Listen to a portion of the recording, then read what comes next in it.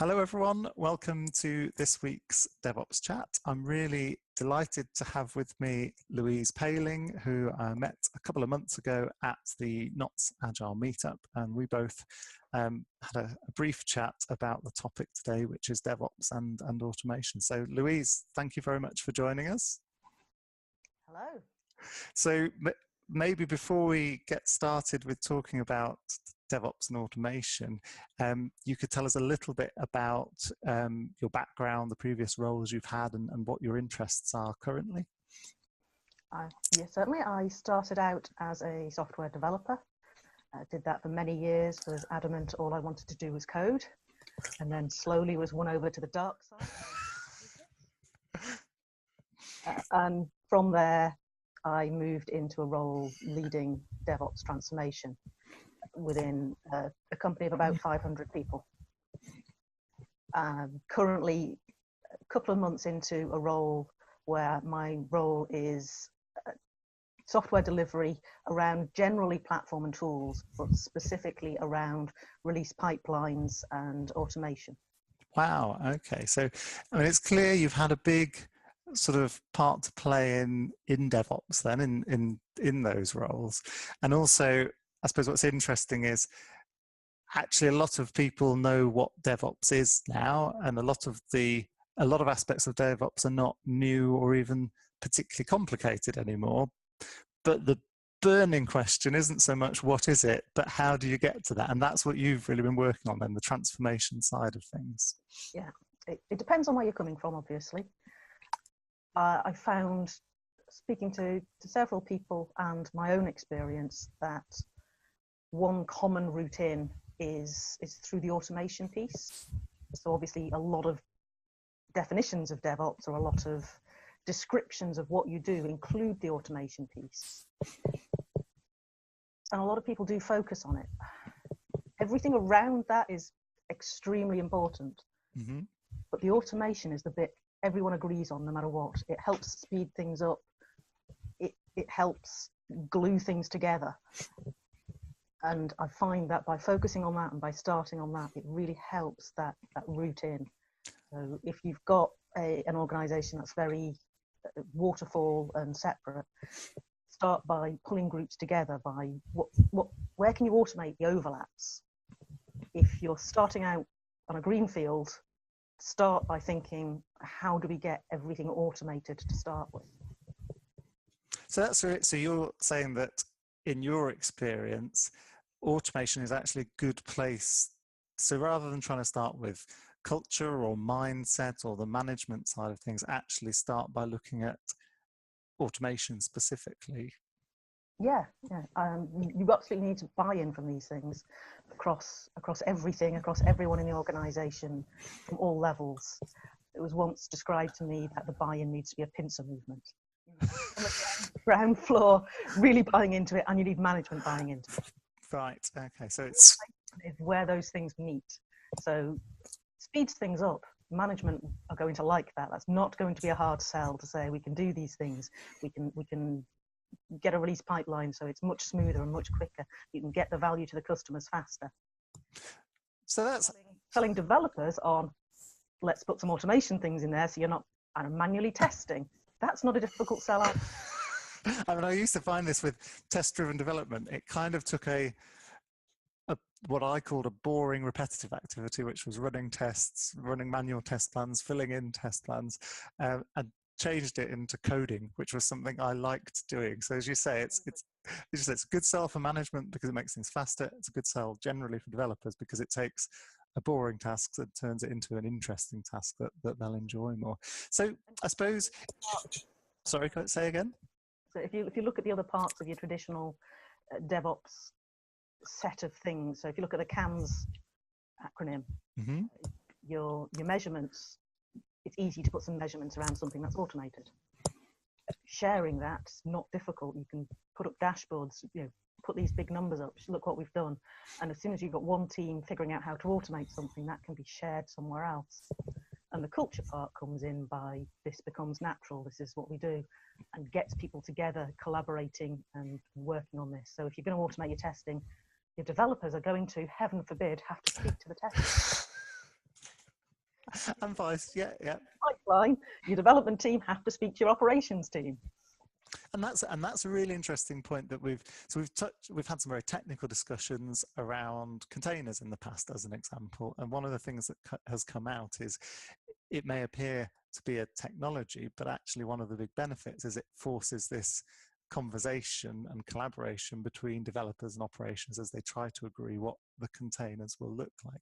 So I suppose then when you have been working on DevOps transformation and you've been using automation as a route in, where do you get started? How do you figure out which part of the process or which team how do you work out where to begin?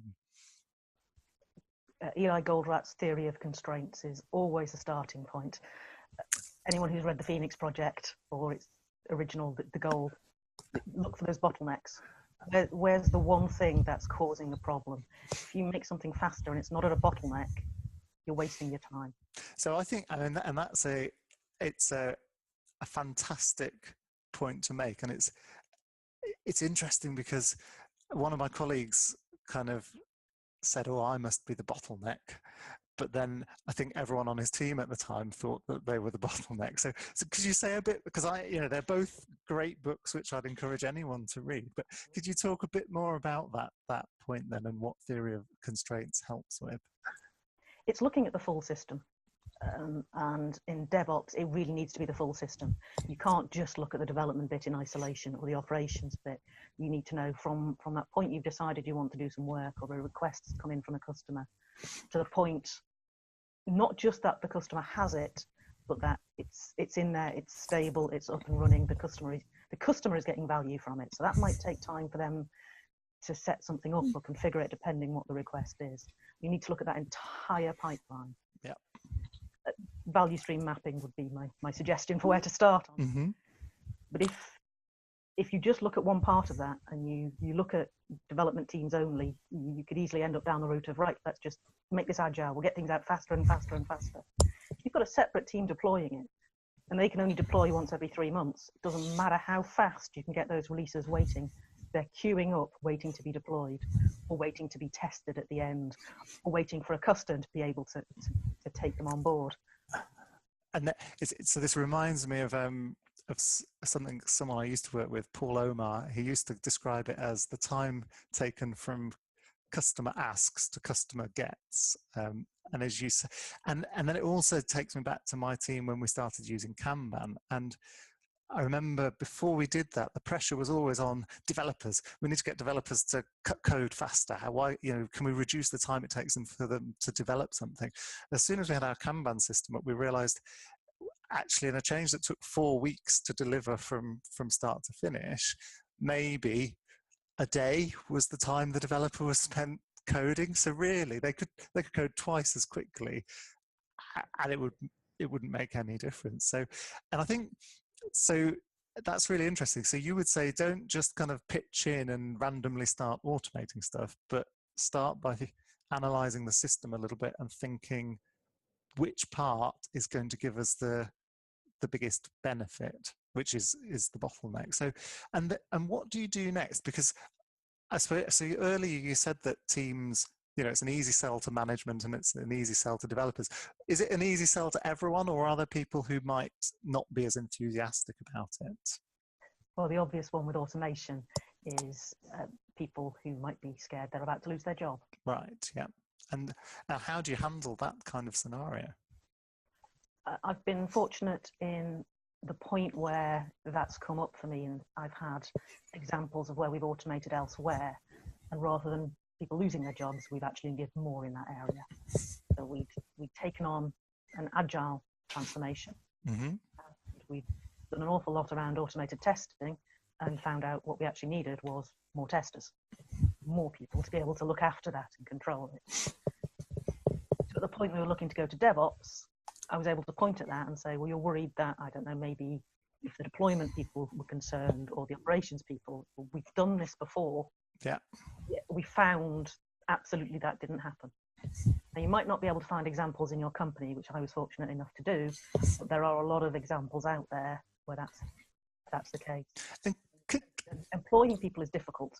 Yeah. So you don't want, if possible, anybody in business doesn't want to get rid of good people. What we want is to get the right value out of them. So if they're sitting there doing the same thing repetitively over and over and over, human beings are notoriously bad at that. Computers are notorious. Let's get the human beings doing something useful. And it's not that we want them to go away. It's what we want to do is take the boring parts of their job away and give them an interesting thing to do instead. So that's quite interesting, because I think, as you say, with test automation as one example, there would be a natural fear that actually if you automate all the testing, you won't need testers anymore. So can you put your finger on why that actually wasn't the case? Was it a change in the nature of the work they had to do, or was there more work in, as I say, is it possible to elaborate a bit more on that?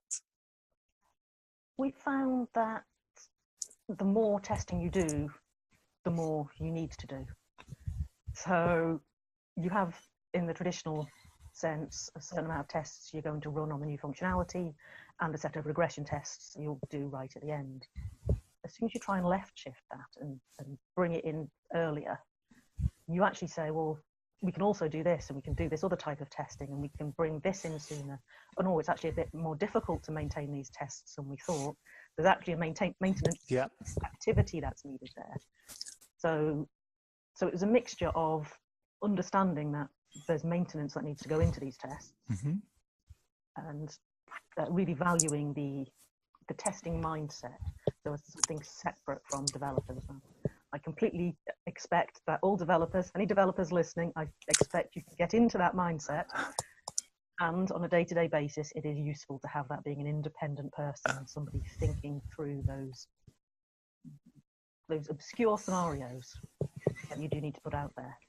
And then just the new world that this opened up of, there's a whole load of extra testing we could do if we're left shifting it. What if we also do these kinds of tests? That doing that earlier would help.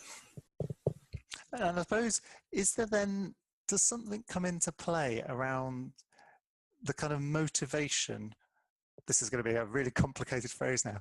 The motivation for automation in DevOps, because I think maybe you're touching on something there, which is, DevOps is not about automating to try and get rid of people. It's about automating to build a higher quality product and increase the pace with which you can deliver things in iteration. So as an example, you'll never achieve a fortnightly release into production on any system of any meaningful size unless you have some kind of automated test suite in place. And in other words, the value you're getting from the automated test suite isn't that you can get rid of people, it's that you can release every 2 weeks, and that matches your kind of practical experience of doing that. Okay, I mean that's quite an amazing insight. Now, what about because you spoke a little bit about greenfield. Have you had involvement with cases where there is an existing system and you're trying to apply some of this automation where there is already a sizable product in existence? That's where most of my experience has been. I was present and managing a team for the agile transformation part, where we went from waterfall world to an agile world, and then I took a more leading role as we went from agile to DevOps. We were in very much the bimodal space of the development teams were agile, and in the operations teams it was very much ITIL, speed versus stability. And so as I say, were there then challenge, because I think automation is one of those things where everyone would love it if everything was automated from the day the first line of code was written. But the reality for probably 99% of people is there's already a lot of code written. Were there specific challenges around that and sort of strategies that people can use to tackle that? Yes, I think it's the same kind of advice. It's that look for where the constraints are, look for where you can make the biggest improvement in that overall journey. So the point that your customer will see the benefit quicker. Always try and look at this from the customer's point of view. Bear in mind, it's not necessarily automation that will fix your bottleneck in some cases. In a lot of cases, it will be, because that's the nature of this beast. And just work with people. This is where the conversations really do need to happen. So you need to get everybody together to work out what that system looks like, and ideally collectively agree where that bottleneck is. So this is where the blame-free bit needs to be. We're evaluating the system and not the people who are working on the system. So if you identify a bottleneck, it's not Fred is the bottleneck. It's that bit of the process that Fred just happens to be working in. Yeah. Is where the bottleneck is. And there's a great bit of psychology there, isn't there? Because some people will think that being the bottleneck is bad. Equally, some people will think that not being the bottleneck is bad because it implies I haven't got enough to do. So as you taking and this again is part of Kanban really, is trying to focus on the work and the flow of work rather than on individual roles in the process. So I guess that's a great tip. And I think coming back to theory of constraints, I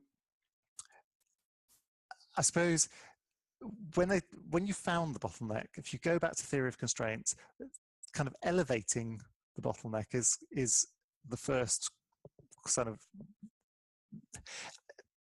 route of action. And I think what's confusing for a lot of people is that often adding more resource at the bottleneck is not the first thing you do because it's quite expensive to do and quite costly. Now, I suppose in some ways that's what you're doing through automation, which then makes me think, whilst, say, management may want to see things faster, there probably is an investment associated with some of that automation. And have you experienced that? How, are there tips for dealing with that kind of challenge? Careful. That's good advice generally. You do need to do a lot of explaining work around this, and you need to explain differently depending on who your audience is. So there probably will be some we need to slow down in order to speed up things in there, especially if it's the bottleneck. And as soon as you slow down the bottleneck, you slow down everything. Yeah. So you need to figure out how you can make changes with the minimum of impact to that bottleneck. So if you've got a manual process at the moment, can you continue the manual process while you've got other people automating to assist? On the other hand, the people currently doing the manual process are the experts at what it is they're doing. So you probably want them to help with the automation. So you have to work out what the best way of being able to do that is. Without specific examples, it's quite difficult to try and explain this scenario. The ideal, I think, is if you can do half and half, so you get some manual people helping out with the current manual process so that you can help get the experts in the manual process to help with the automation. Yeah.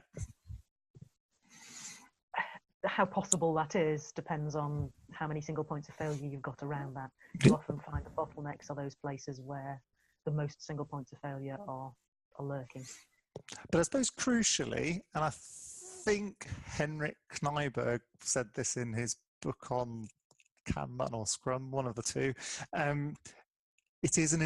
automation is an investment then, isn't it? You are expecting that either you'll have to accept the system slows down for a period of time, or you have to put more resource into that part of the system whilst you get the automation in place. So there's a period of time where you see a cost before, like any investment, before you then see a payback. Absolutely, and that's why the visibility side of it is so important. So although automation is the thing everybody can agree we should be doing, you need that agreement from everyone before you start. It's possible you can do the suboptimal thing of automate something that's not at the bottleneck, start with, to show we can do this to speed things up. Look, this is how it works. However, it's not sped up the whole system, because actually that thing over there is where the bottleneck is. Now we want to do the same thing we've done on that. Yeah. Please accept these are the short-term consequences of doing that. And that, I mean, that's amazing. That's just an incredible bit of advice there, because there's two nuggets there that you've given me. One is that, of course, there's a danger, isn't it? If you automate something that isn't the bottleneck, if people don't understand that at the outset, then they're just going to say, well, we did all that automation, but it hasn't really improved anything. So if you go that route, I think what you're saying is you have to be upfront about it. And then the other is that you can use that kind of automation as a kind of proof of concept on a non-critical part of the value chain to prove that it could deliver more value if it was applied at the bottleneck. So yeah, I mean, that's I learned so much in all of these in all of these chats. So I think, I mean, I have to say, for a conversation that was going to be about DevOps and automation, I think we've touched on a lot of different topics, like theory of constraints, like Kanban, which I hadn't expected, but it's been really interesting. And my entire point of automation just being the routine. It's not do all the automation and then everything else. It's automation brings in everything else. Brings in everything else. No, that's fantastic. And if you had just one tip or one kind of piece of advice for people on how to get started, and you may already have given it to us, then what would your top tip be, Louise? Well, I think based on the conversation we've just had, it has to be that look for your bottleneck. Always start with that. Do some value stream mapping, find out where your bottleneck is, understand your system. And once you understand your system, you can come up with some sensible ways to look at automating it. Fantastic.